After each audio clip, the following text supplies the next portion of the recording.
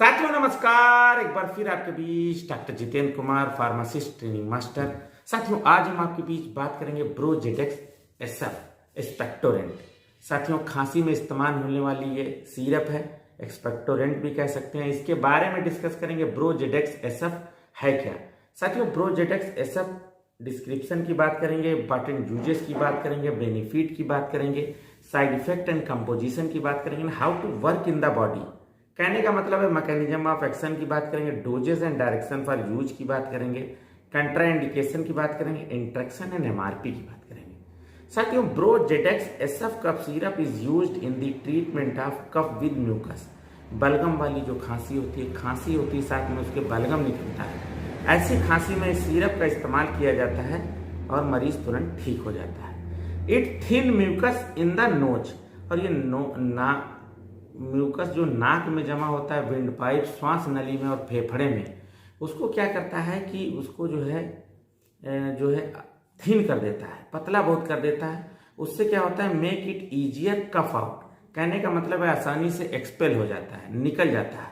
And it also relief provide from running nose, अगर बहुत सर्दी हो गई है, जुकाम हो गया है, नाक बह रही है, आंखों से पानी गिर रहा है, आंखें लाल हो गई हैं, छींक बहुत ज्यादा आ रही है, ऐसे केस में इस कफ सिरप का इस्तेमाल किया जाता है। साथियों Brozedex SF cough syrup जो है, खास बात है शुगर फ्री है।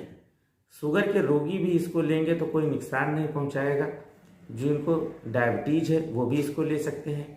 साथियों ये वॉकर्ड लिमिटेड एक कंपनी है, वॉकर्ड फार्मास्यूटिकल कंपनी का है, उसका प्रोडक्ट है और हिमाचल बद्दी में इसका मैन्युफैक्चरिंग किया गया है। साथियों यूजेस एंड बेनिफिट की बात करेंगे तो जैसा डिस्क्रिप्शन में बताया कि treatment of cough with mucus, मतलब बलगम वाली खांसी अगर आती है तो उसमें इसका बहुत अच्छा इस्तेमाल है। किसी तरह की खांसी है उसमें, एंड चेस्ट कंजेशन, सीने में बहुत जकड़न है, ब्रोंकाइटिस हो गई है, फेफड़ों में नमी बढ़ गई है, खांसी आती है, इन्फ्लामेशन एंड रेडनेस हो गई है फेफड़ों के अंदर, और सीओपीडी का अगर मरीज है उसको भी बहुत अच्छा ये रिस्पॉन्स करती है। जिनको साथियों अस्थमा हो गया है, अस्थमैटिक पेशेंट है, ऐसे केस में भी इसका उपयोग बहुत अच्छा किया जाता है। साथियों कंपोजिशन की बात करेंगे तो इसमें टर्ब्यूटिलिन सल्फेट 1.25 mg मिला है, ब्रोमैक्सिन हाइड्रोक्लोराइड 4 mg मिला है, गुएफेंसिन 50 mg मिला है साथियों इसमें।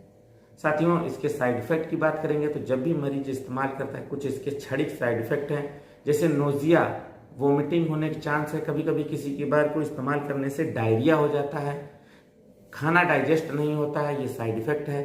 पेट में ऐंठन मरोड़ दर्द होने लगता है, पसीना बहुत निकलता है और हेडेक होने लगता है, और कभी कभार स्किन के रैशेस पड़ जाते हैं, तो ये इसके साइड इफेक्ट है।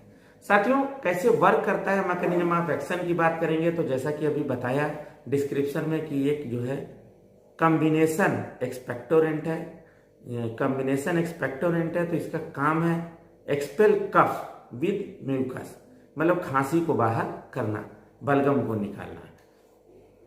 साथियों जो इसमें गुएफेंसिन मिला है, टर्ब्यूटिलिन मिला है और ब्रोमैक्सिन है, सबका काम है to treat cough with mucus.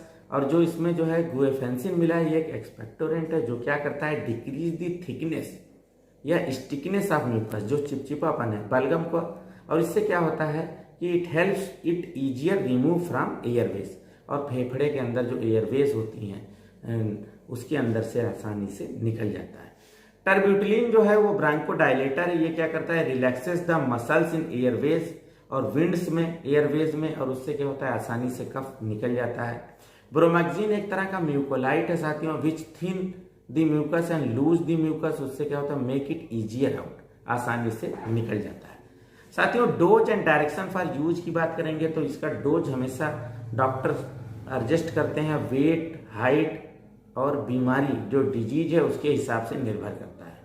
जैसे नॉर्मल खांसी आती है तो एडल्ट पर्सन इसका इस्तेमाल करेगा, कफ विद म्यूकस अगर हो रहा है तो 5 ml सुबह, 5 ml शाम को इसका डोज है। अदरवाइज उसी पर्सन को अगर अस्थमेटिक है, अस्थमा की बीमारी, तो उसमें डोज इसका 10 ml हो जाएगा, कहने का मतलब 2 चम्मच सुबह, 2 चम्मच शाम को हो जाएगा। तो डोज हमेशा डॉक्टर साहब के द्वारा एडजस्ट किया जाता है या फिर एज डायरेक्टेड बाय फिजिशियन।